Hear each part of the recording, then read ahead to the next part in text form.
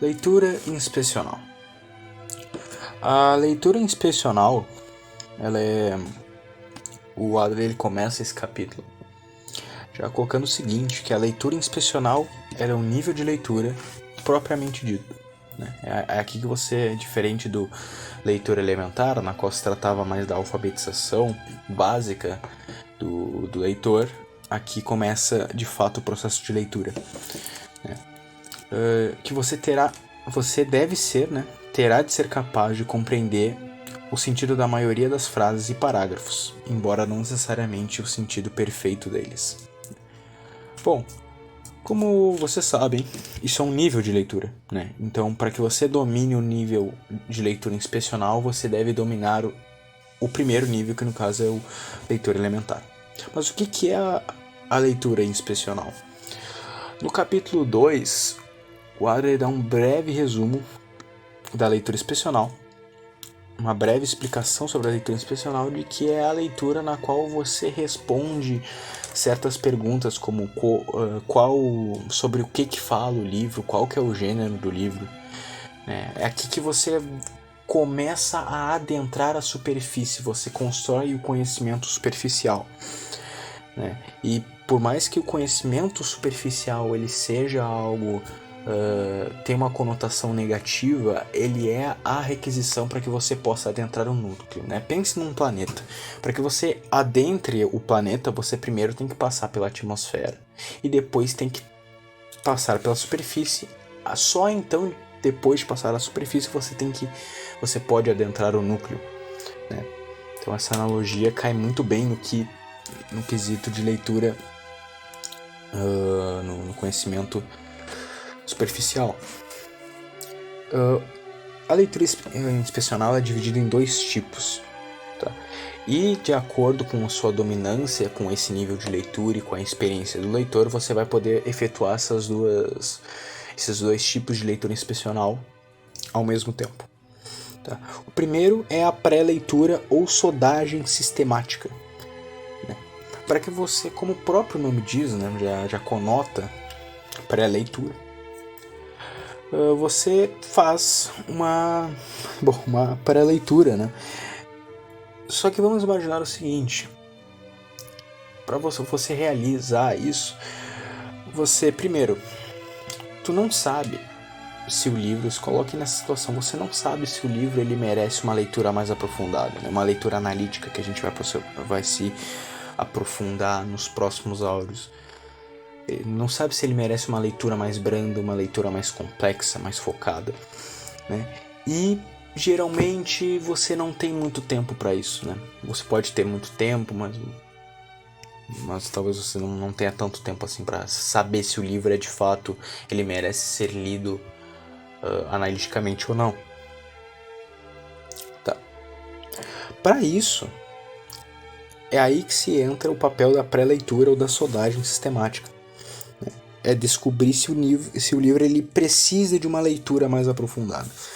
E os passos da pré-leitura, que lembrando é uma leitura altamente ativa, e de acordo com o Adler, a leitura é ativa, é a leitura que você presta atenção, e somente com o discurso e com os símbolos contidos nas páginas do livro você consegue extrair aquilo que o autor tem a dizer, sem ajuda externa, sem consultar outras fontes, né? Primeiro é focado no livro, depois tu faz isso, né? Esse papel de consultar outras fontes, trabalhos, é o quarto nível de leitura, que é a leitura sintópica. Né? A gente está primeiro no segundo nível de leitura.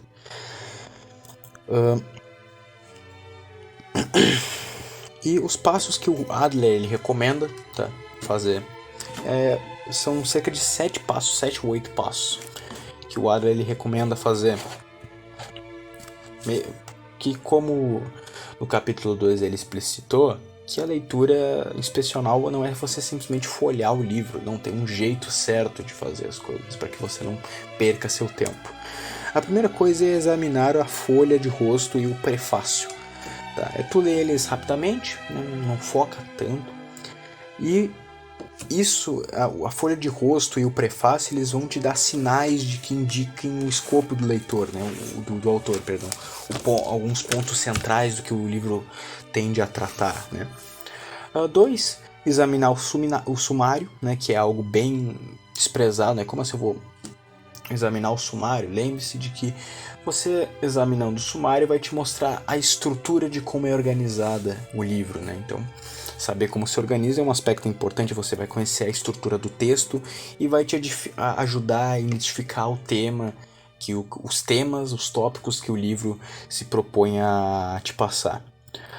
Consulte o índice remissivo. Para quem não sabe, o índice remissivo é aquele índice que estão contidos as citações, né, as notas que o autor aponta nos textos. E no índice remissivo vai ter os trechos que o autor escolheu para colocar no livro, e esses trechos eles podem ter um argumento central, né? O autor ele pode, nas linhas do texto normal, ele pode apontar, e daí na nota de rodapé, na citação que ele aponta, pode mostrar o argumento central. Então, às vezes ou quase sempre, só de você ler o que o autor aponta como bibliografia externa, você já tem um argumento central, né? Ou às vezes pode te dar novos pontos de partida que vão te guiar para onde o autor vai levar o raciocínio dele, né? O quarto é leia a contracapa e a sobrecapa. Tudo bem que essa é bem... é uma atitude bem... como posso dizer... não vista com bons olhos, né? Porque geralmente as contracapas e as sobrecapas têm muitos autoelogios, né? Os autores, às vezes com a editora, colocam muitos autoelogios falando da carreira do autor, em qual doutorado ou mestrado que o autor ele foi formado, qual a formação dele, mas às vezes também tem a chance de muitos autores resumem o livro na contracapa e na sobrecapa. Então é importante, e mesmo se for só autoelogios, você já vai perceber, vai ser evidente, você vai perceber rapidamente, e você já vai notar algo no livro de que talvez não seja um livro tão bom. É um livro que mereça tanta atenção, porque talvez só na contracapa e na sobrecapa você já tem uma ideia do que é o livro. Aí, observação. No final desses 4 passos, você tem que responder a pergunta. Você já vai ter a noção de responder a pergunta se esse livro merece uma leitura mais apurada, né? Se não, refaça novamente, busque saber, né, o que o livro se trata, ou apenas siga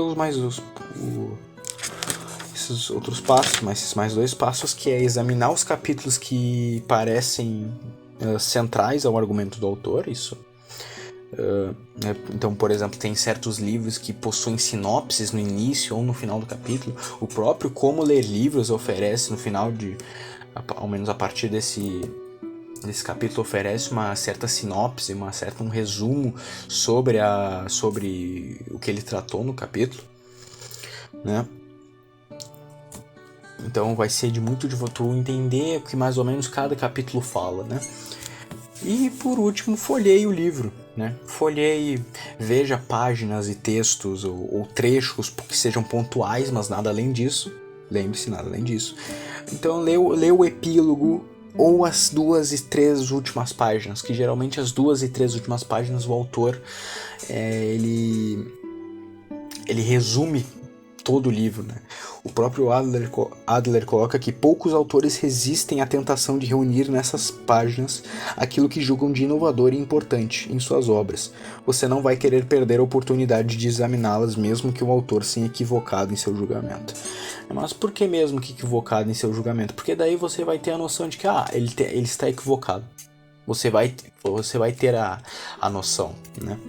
Então, depois desses 6 passos, pronto, você realizou a pré-leitura. Isso no máximo deve durar 1 hora, né? Pode durar meia hora, 20 minutos, né? Parece complicado e chato, mas só leva 10 minutos. Geralmente isso é muito feito quando você está nas livrarias e você está folheando os livros, né? E você vê os capítulos, né? Se faz muito isso. Então dedica uma meia hora, no máximo 1 hora. Se passar de 1 hora, então você não está realizando uma leitura inspecional, né? Ou você está realizando algo além, né? Começa a se tornar uma perda de tempo. Porque lembre-se também para ficar mais fácil o que é uma leitura inspecional. A leitura inspecional é você adquirir o máximo de informação num tempo limite. Então, se você passa desse tempo limite, você não é mais uma leitura inspecional, você está perdendo seu tempo. Você está mais praticando uma leitura analítica, ou talvez nem na analítica, né? Talvez você só esteja lendo mesmo e não percebeu, né? Mas após você ter feito essa pré-leitura, você deve ser capaz, né, de classificar o livro adequadamente, e daí tu vai ser capaz de ter um conhecimento relativamente bom sobre o livro, né? Você tem que ter, após feito isso, né?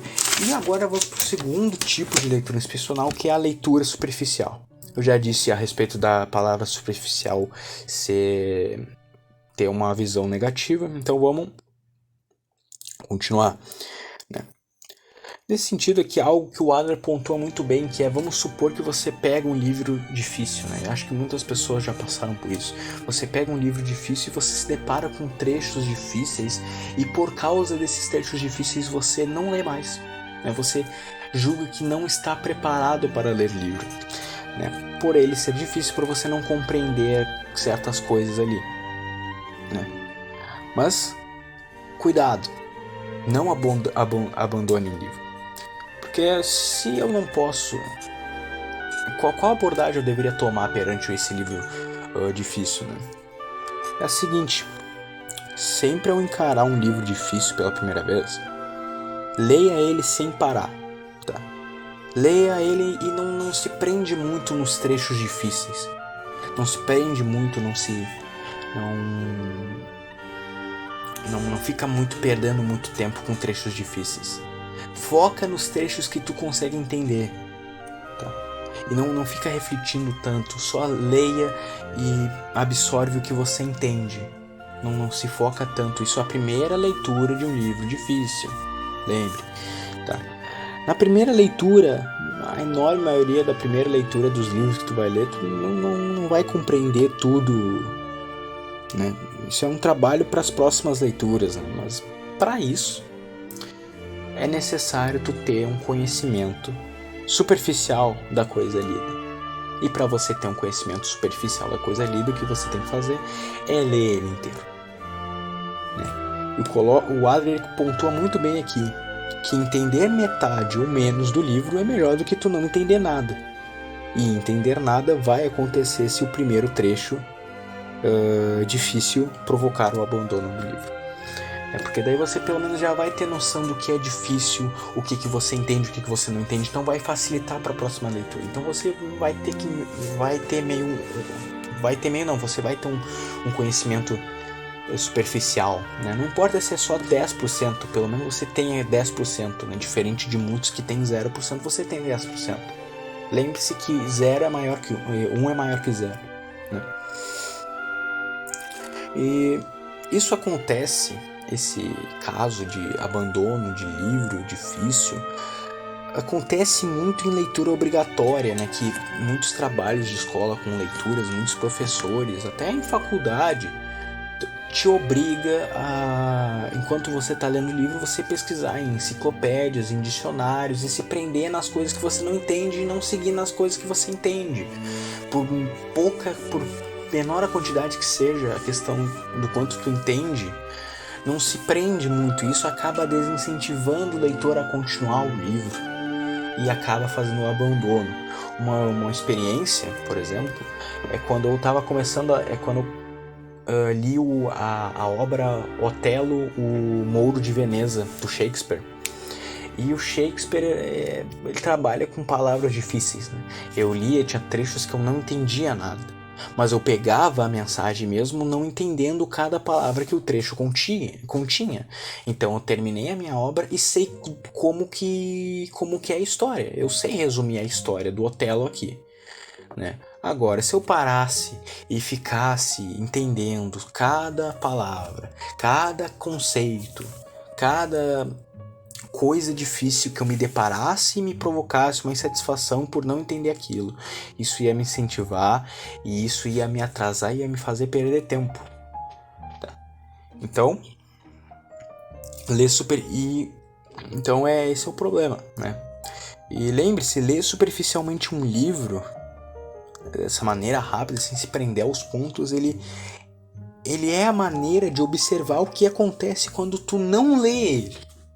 Porque se vamos supor, tu pega o livro difícil, você lê, e você tem poucas coisas que você entende e muitas coisas que você não entende. Você só foi capaz de perceber isso porque você leu dessa maneira superficial. E então você viu o que não aconteceria se você fosse ler de maneira séria e não deparasse com o que é difícil, o que merece atenção e o que não merece atenção. Você, como Adler diz, você se apega às árvores sem se ater à floresta. E falando nessa questão de mais importância, menor importância, que consequentemente vai nos dar o tema de velocidade, a gente vamos agora falar um pouco da velocidade de leitura, né? Qual que é a velocidade de leitura que eu tenho que ler os textos? Aqui se trata um pouco da questão, lembra da questão da leitura dinâmica, né? Os cursos de leitura dinâmica, que, como já dito no vídeo passado, no capítulo passado, no caso, o Adler, ele critica muito e aponta de fato que os cursos de leitura dinâmica, eles na verdade são cursos que preenchem lacunas passadas e não que te apresentam a novos níveis de leitura. Eles só te ajudam na leitura elementar e a certas coisas que são etapas que você deveria ter aprendido, mas não aprendeu, né? Então isso só serve para preencher lacunas, de acordo com Adler, tá? Isso, mais uma vez, lembrando que nada disso é minha opinião, é só o que o livro passa, né? Então, nessa questão, eu vou ler aqui umas citações do Adler, falando mais ou menos a proposta do livro, né? De que a nossa proposta é muito simples. Muitos livros não merecem ser lidos rapidamente e alguns devem ser lidos em baixa velocidade para que o nível de compreensão possa ser completo. E a leitura inspecional, ela é rápida. Ela é rápida não porque tu sabe ler rápido, tá? Mas ela é rápida porque tu lê esses trechos, todas aquelas etapas, tu lê os trechos do livro, mas tu lê eles com um intuito já em mente, que o intuito é ler os pontos principais para que eu tenha um conhecimento superficial da coisa lida, tá? E não o conhecimento de núcleo da coisa lida. Então isso auxilia na velocidade da leitura. Mas os cursos de leitura dinâmica de fato apontam erros com propriedade que problematizam a velocidade da leitura, né? Te prejudicam a velocidade da leitura, que são, por exemplo, certos experimentos mostram que ao realizar uma leitura, o seu olho ele fixa 5 ou 6 vezes enquanto você está lendo continuamente. Você não lê continuamente, você lê e trava, fica parando certas vezes, e por causa disso, às vezes você volta e tem que ler a frase de novo porque você não entendeu, você fica lendo em saltos e isso te prejudica, né? Então, tu corrigir essas falhas, por exemplo, ela implica numa maior velocidade de leitura, né? Sem dúvida. Então, tu pode usar o dedo, né? O dedo e ficar marcando ali as frases para você ler, e com o seu olho você acompanha o seu dedo, né? Tenta ir um pouco mais rápido que o seu olho pode ir para você se esforçar a ler, mas isso não prejudica, ele aumenta só a velocidade da leitura e a compreensão, como é que fica a concentração. Bom, a primeira vantagem disso é que você poupa tempo, e o exercício do dedo ele aumenta a concentração. Por quê? Porque a mente, ela não necessariamente, ela não precisa de que tu leia todas as palavras de uma vez para compreender o que diz aquela frase, para compreender o que diz o parágrafo. Às vezes a mente já sabe o que diz o parágrafo inteiro, só da noção que você tem. Então você acelerar a leitura com o dedo, auxiliar a leitura com o dedo, vai te ajudar na questão da concentração. Tá, ela aumenta a concentração. E na questão da compreensão, ela, que no caso isso é um tipo de concentração, né? Um tipo de concentração não. Nesse tipo de compreensão que essa concentração propõe ela simplesmente responde a pergunta: o que diz esse livro? Que é o objetivo da leitura excepcional, que é você responder o que diz esse livro, sobre o que é esse livro, né? E da leitura elementar também, né? Que a leitura elementar a leitura inspecional engloba a leitura elementar porque é nível, né? É cumulativo. Tá? Então, um exemplo. Vamos por um exemplo, né? Dessa questão de velocidade. Pega a Declaração de Independência dos Estados Unidos. Tá? Ela só tem 3 páginas. 3 ou 2 páginas. Qual é a velocidade que eu tenho que ler? Bom, já com a proposta do Adler sobre velocidade, certas leituras precisam de mais velocidades que outras. Então, a mesma coisa do texto. Vai ter coisa ali que tu não precisa gastar mais de 1 hora lendo. Tem coisas que tu pode passar batido, porque tu já tem noção, porque são coisas que não agregam tanto. Às vezes são puramente retórica, então ela tem que ser tratada como qualquer retórica, passar rápido e não se ater muito. Agora, em certas questões, como por exemplo, direito alienável, felicidade, propriedade, liberdade, aí você já vai ter que quebrar a cabeça um pouco, né? Existem certos trechos que merecem mais atenção que outros, logo é necessário múltiplas velocidades. Isso é o que conclui. E para concluir, senhores, vou fazer um breve resumo da leitura inspecional, desse capítulo, que é o seguinte, né? Resumir um pouco em algumas pequenas coisas, né? E o que aprendemos no capítulo é que o ideal é aprender diferentes velocidades e empregá-las, e saber empregá-las certamente. Saber quando ler rápido, quando ler devagar, né? Que nenhum livro deve ser lido mais lentamente do que merece, e que nenhum livro deve ser lido mais rapidamente do que o seu aproveitamento e compreensão exigem. Que a pré-leitura é uma prática necessária, que quando você não sabe se o livro ele merece uma leitura mais cuidadosa, você precisa empregar, e que não tente entender toda a palavra ou página de um livro difícil pela primeira vez. E já para perceber que aqui começa a leitura propriamente dita, na leitura inspecional, a leitura inspecional elas são os primeiros passos para a leitura analítica, porque com a leitura inspecional você já tem um conhecimento do livro, você tem conhecimento superficial, e agora a gente vai adentrar na leitura analítica, né, que é uma leitura propriamente feita para você entender. Então, ao contrário da leitura inspecional, que é você adquirir o máximo de informação sobre o livro no menor tempo possível, agora é você adquirir o máximo de informação no tempo necessário ou no maior tempo possível, né? Então, nos vemos lá, então, até os próximos capítulos.